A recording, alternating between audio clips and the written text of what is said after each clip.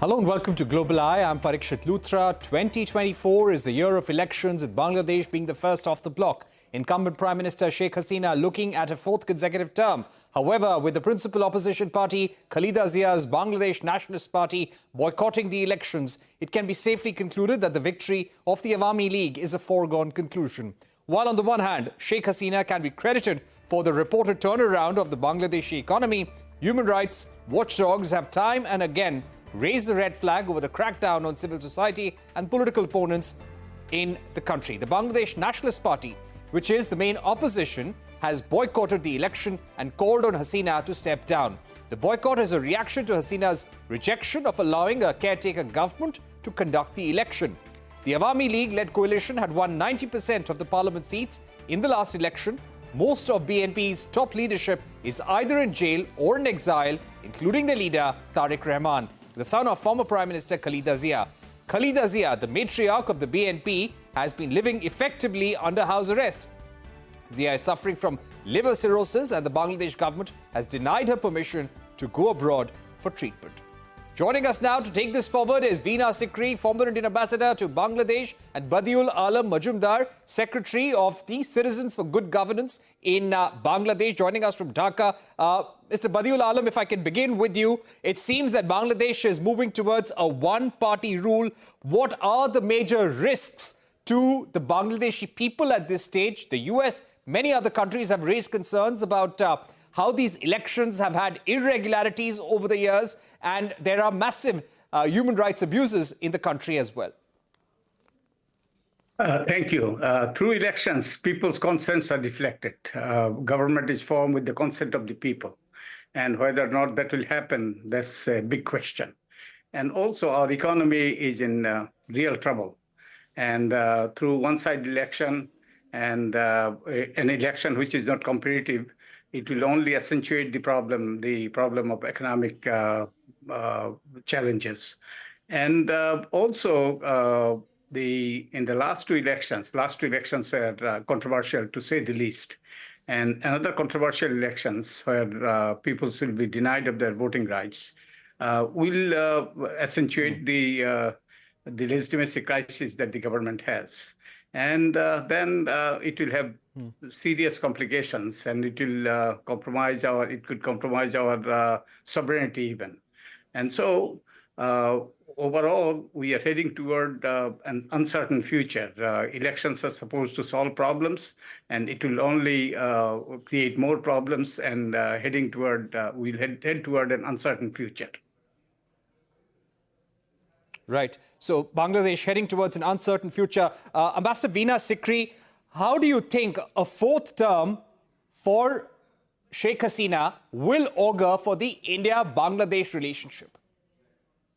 Well, I think the India-Bangladesh relations are very good. I think it's a very strong outcome of India's neighborhood first foreign policy and Prime Minister Sheikh Hasina's foreign policy with friendship towards all and malice towards none. So I think the bilateral relation is very good. I'd like to say that, we see the elections in Bangladesh as an internal affair of Bangladesh. So I would like to say right from the beginning that we are watching, of course, very carefully, but we do note that it is unfortunate that the BNP had decided not to participate.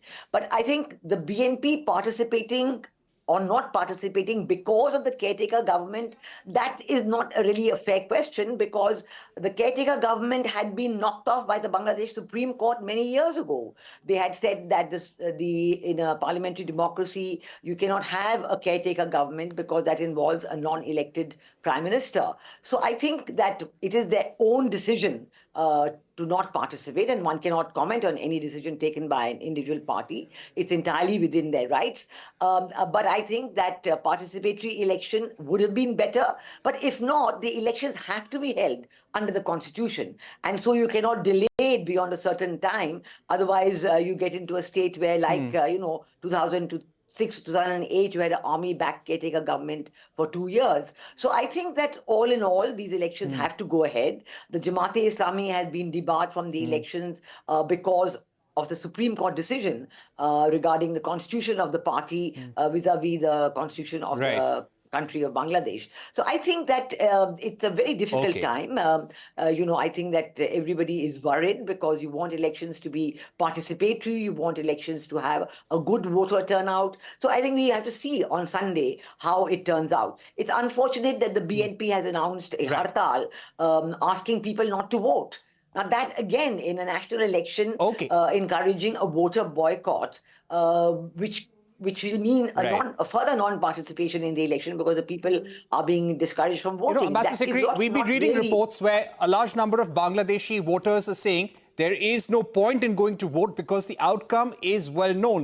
Badiul Alam, if I can ask you, sir, when it comes to the concerns around what the fourth term of Sheikh Hasina may actually bring. In the last few months, we've seen a clampdown on political opponents. Political opponents have been jailed. There have been human rights abuses as well. She has been accused of authoritarianism at times as well. Are there certain worries in the civil society, in the industry, among the people of Bangladesh?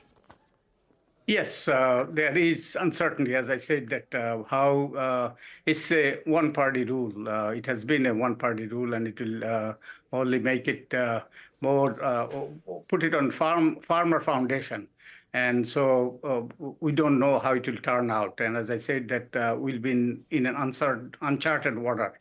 And a few things Ambassador Sikri said I want to respond to. For example, she said that the Supreme Court declared caretaker system illegal, unconstitutional. That's not quite true. The Supreme Court ruling was that it was prospectively declared unconstitutional after next two elections, and that was defied.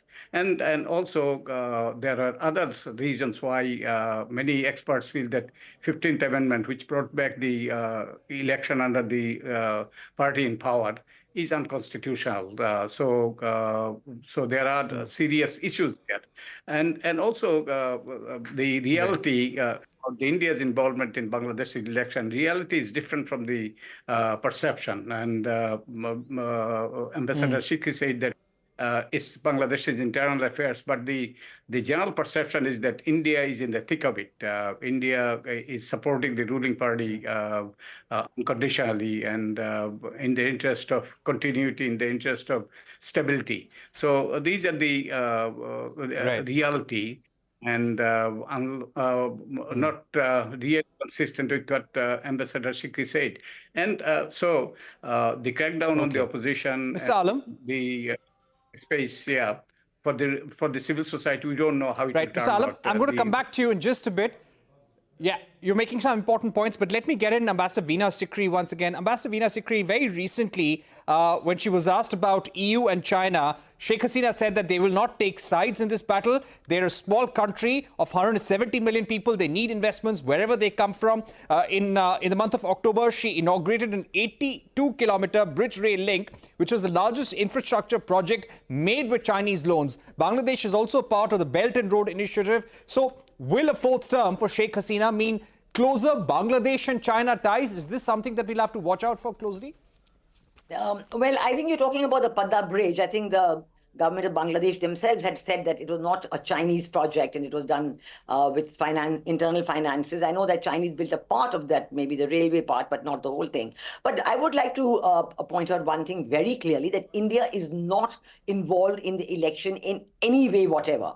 I think it has been so. In fact, in the last 2 or 3 elections in Bangladesh, India has not been a factor at all. And even in this time, India has not been a factor at all. It's just that 2 days ago, I think one of the BNP leaders said something about India, which was completely uncalled for. So I think we should make it very clear that we are just bystanders. This is an internal affair of Bangladesh. This is their election, as elections are held in every country, and there's no point, there's no question of interfering in what the people of Bangladesh may like to decide. You know, the Bangladesh Awami League has decided to have candidates, independent candidates and other candidates. That is their decision. I think to say that India is involved in any way, India has very good relations with the government of Prime Minister Sheikh Hasina. But in every country of the world, we have said that, you know, we will always deal with the government in power, the government who gets elected, because we consider Bangladesh a very important neighbor, a very important country. And I think that good relations between India and Bangladesh are very important for both countries, to the mutual benefit of both countries.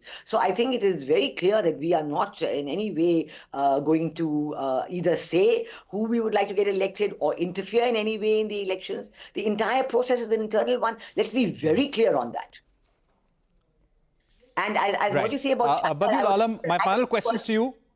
Yeah. No, can I just add a little? Yeah, Ambassador Sikri, I'm going to come back to you.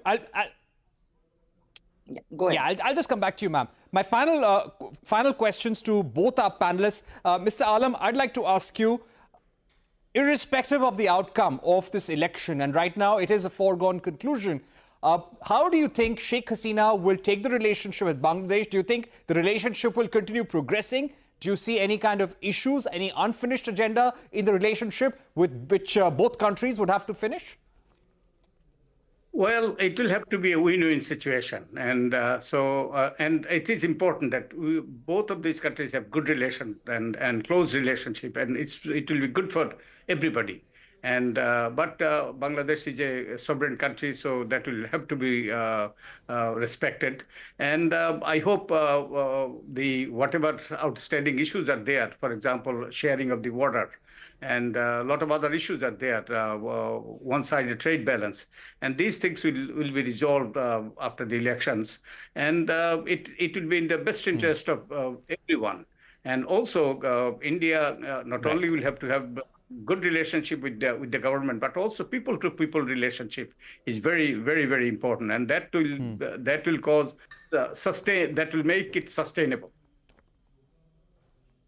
Right. My final question to Ms. Ambassador Sikri. Ambassador Sikri, you were talking about the Chinese factor in Bangladesh and future of Bangladesh-China ties. What would that be? If you could sum this up in about a minute for us. Yeah, well, I think that, China has been very active with all India's neighbors. We've seen what the future of economic cooperation has been, say, for example, with Sri Lanka, which has gone into a complete economic tailspin, or with Pakistan, which is on the verge of an economic tailspin. So I think that every country has its own right to decide what the relations would be. And I'm sure that Bangladesh is more than aware of what has happened with the Belt and Road Initiative and with various projects that China has been doing in different countries. China, after all, is not a South Asian country. It is north of the Himalayas. So, I think that is another factor which makes for a little difference in China's participation. But I would like to end by saying that India has the greatest respect for Bangladesh's sovereignty. Bangladesh's sovereignty is to ensure Bangladesh's sovereignty is something that we have fought for before 1971, during 1971, and at every time after 1971, respect for the sovereignty of Bangladesh has been a prime concern. So we have never at any stage, given any, even the slightest inkling or interest, because Bangladesh is a very strong, a very big country, and people are very dynamic, very entrepreneurial.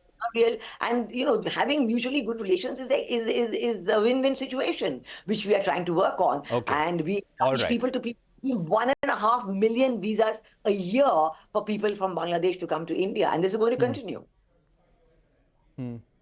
Right. Thank you very much, Ambassador Veena Sikri and Mr. Badiul Alam, for joining us all the way from Dhaka, giving us your view on the election in Bangladesh and the concerns of the civil society ahead of that election. We're heading into a short break here on Global Eye, but coming up, tensions flare up in West Asia. The US conducted a retaliatory strike in Iraq, killing a pro-Iran military commander. Israel's defense minister has prepared a post-war plan for Gaza. A discussion when we're back.